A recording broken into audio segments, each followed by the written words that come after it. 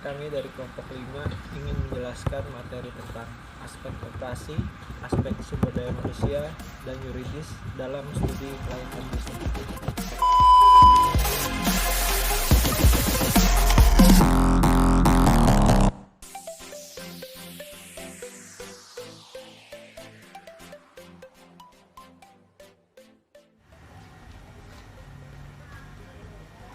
Baik, sebelum kita masuk ke materi, saya akan memperkenalkan teman-teman saya terlebih dahulu. Assalamualaikum warahmatullahi wabarakatuh. Nama saya Rizky Akbar Asiri. Saya Indah Imeidia. Nama saya Priscilla Larasati. Saya Ita Yulianti. Nama saya Fitria Maulida. Nama saya Kiara Marifabiansa. Nama saya Maulana Dewi. Dan saya sendiri, Putri Kota Mahalim, akan menjelaskan materi yang pertama, yaitu tentang aspek operasi. Penilaian kelayakan pada aspek ini sangatlah penting dilakukan sebelum perusahaan dijalankan. Kenapa? Karena kelengkapan kajian dari aspek ini sangatlah tergantung dari jenis usaha apa yang akan kita jalankan.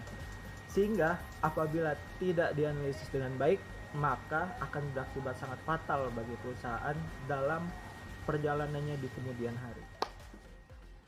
Aspek operasi juga memiliki tujuan, yaitu yang pertama, agar perusahaan dapat menentukan lokasi yang tepat, baik pabrik, gudang, cabang, maupun kantor pusat. Yang kedua, agar perusahaan dapat menentukan layout yang sesuai. Yang ketiga, agar perusahaan bisa menentukan teknologi yang tepat dalam menjalankan produksi. Dan yang keempat, agar perusahaan dapat menentukan metode persediaan yang paling baik dan dapat menentukan kualitas tenaga kerja yang dibutuhkan. Jadi, analisis aspek operasi adalah untuk menilai kesiapan perusahaan dalam menjalankan usahanya dengan menilai ketepatan lokasi, luas produksi, layout, serta kesiapan mesin-mesin yang akan digunakan. Kiara Marifabiansa. Di sini saya akan menjelaskan tentang penentuan lokasi usaha.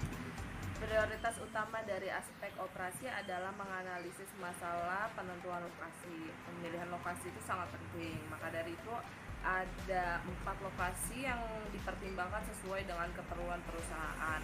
Yang pertama, lokasi untuk kantor pusat. Yang kedua, lokasi untuk kantor pabrik.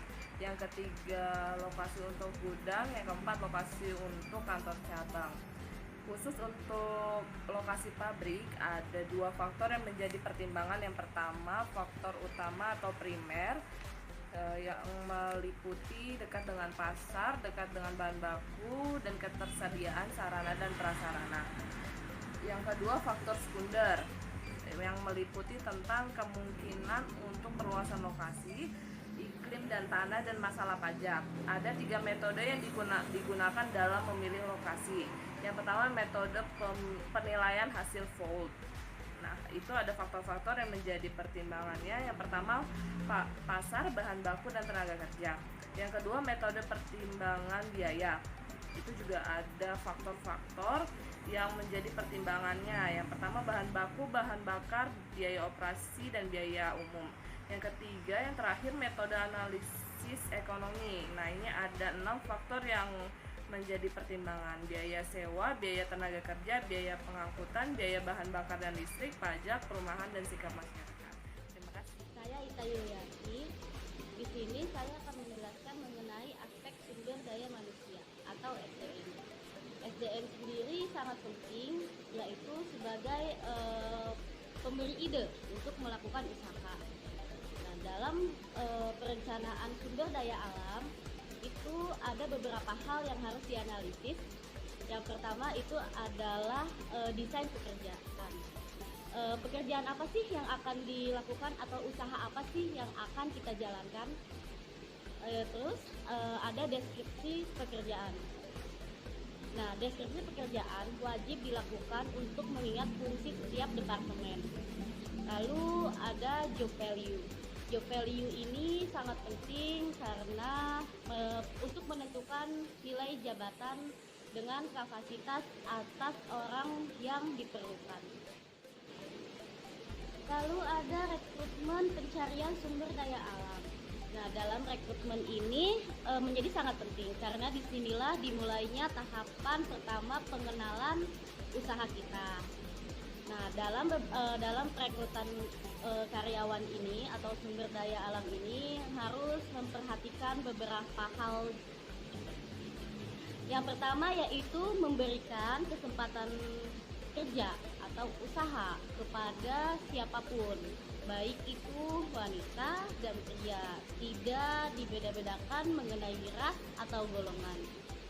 Lalu pemberian kesempatan kerja kepada kelompok wanita agar dapat bekerja seperti pria atau bekerja ikut serta gitu, seperti kaum pria, tidak ada diskriminasi. Lalu yang ketiga, memperhatikan himbauan pemerintah setempat untuk mempekerjakan karyawan sesuai daerahnya. Yang keempat, productivity. Yang kelima, training and development. Yang ketujuh, performance appraisal. Yang kedelapan, compensation and benefit. Yang kesembilan, career planning.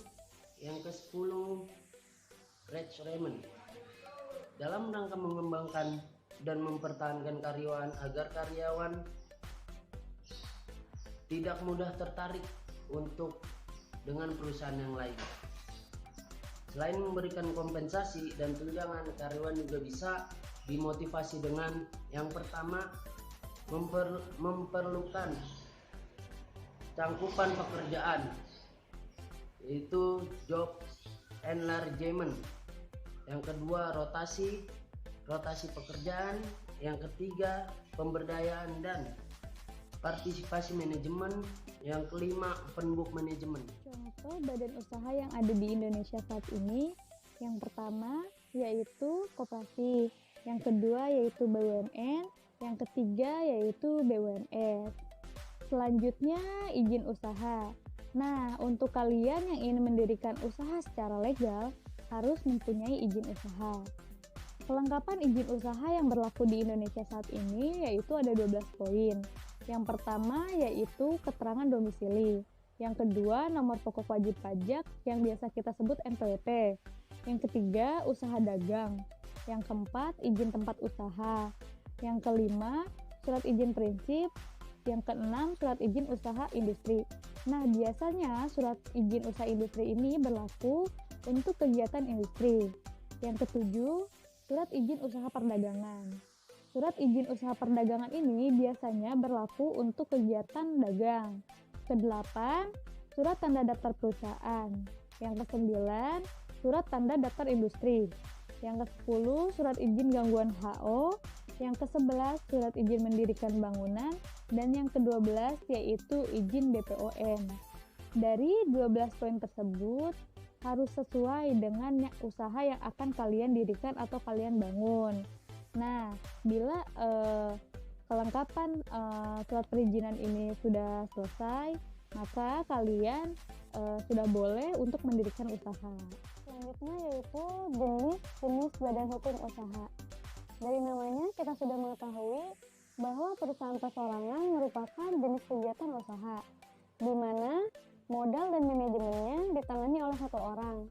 Biasanya yang mempunyai perusahaan akan menjadi manajer ataupun direktur. Namun tanggung jawabnya terbatas, tetapi keuntungannya akan dirasakan untuk sendiri. Nah, ciri-cirinya yaitu yang pertama dimiliki oleh perorangan, kedua pengelolaan terbatas, ketiga modal yang tidak terlalu besar, dan yang keempat kelangsungan usaha tergantung pemilik perusahaan. Sekian dari kelompok kami. Kurang lebihnya kami mohon maaf. Wassalamualaikum warahmatullahi wabarakatuh.